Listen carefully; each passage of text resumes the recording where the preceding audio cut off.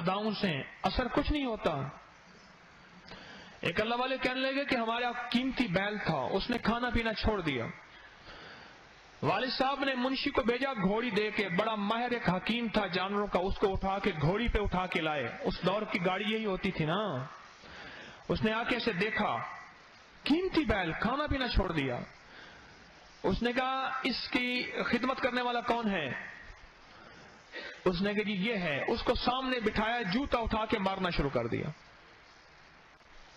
3-4 जूते मारे और अब उसको कहा घास डाल। अब उसने घास डाले तो खाना शुरू कर दिया। हम हैरान, ना चूंडी, ना पूड़ी, ना टीका, ना गोली, कुछ भी नहीं, ये क्या? उसने कहा असल में इसकी तौहीन हुई है, इसने इसको मारा है और उसको गुस्सा था, उसका गुस्सा निकल गया, बस ठीक हो गया। उसने अपने आंखों से देखा कि इसको भी जूते मारने हैं। उसने कहा चल ठीक है।